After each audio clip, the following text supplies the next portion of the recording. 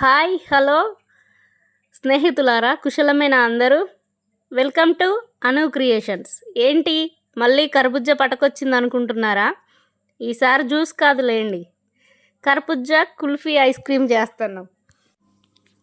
కాయ కట్ చేసేసి దీని లోపల ఉన్న గింజలన్నీ నీట్గా తీసేయాలి. తర్వాత కాయలోని గుజ్జంతా రౌండ్గా నీట్గా కాయ గుండ్రగా షేప్లో వచ్చేటట్టు తీసి ఆ గుజ్జంతా మిక్సీ జార్లో వేయాలి. చూడండి, ఇలా నీట్గా రావాలి రౌండ్గా, లేకపోతే కాయ పడిపోతుంది కింద.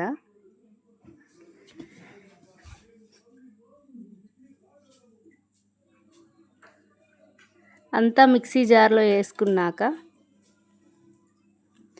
ఈ పైన దీన్ని కూడా మూతలాగా మంచిగా రౌండ్గా నీట్గా తీసేసుకోవాలి.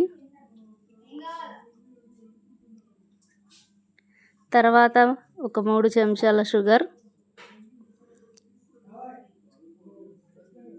కప్పు పాలు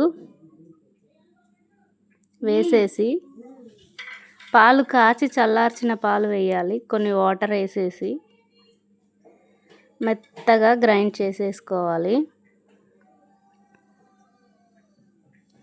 బాగా మెత్తగా జ్యూస్ టైపు బాగా.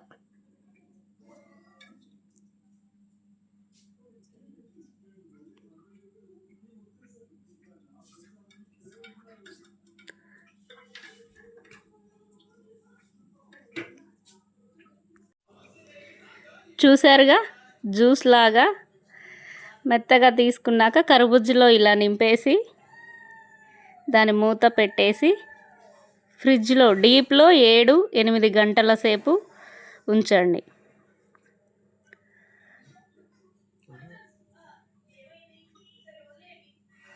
అలా పెట్టేశాక తీసాం ఫ్రిడ్జ్లో నుంచి, చూద్దాం ఎలా వచ్చిందో. వావ్, చూసారుగా ఎంత బాగా వచ్చిందో. కట్ చేస్తా చూడండి.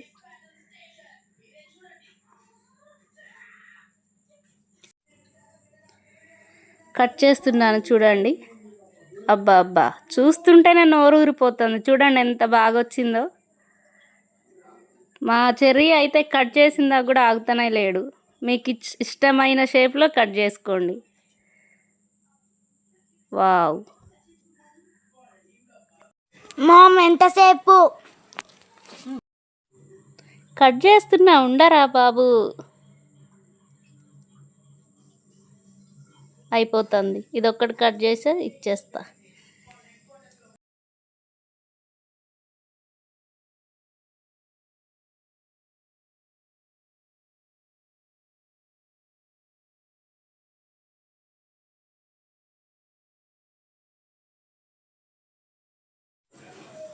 చెర్రీ తీసుకో, ఇక అయిపోయింది.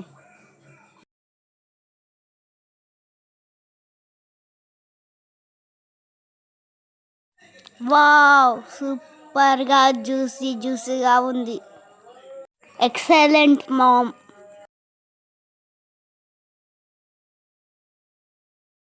దాంట్లో లైక్, షేర్ అండ్ సబ్స్క్రైబ్.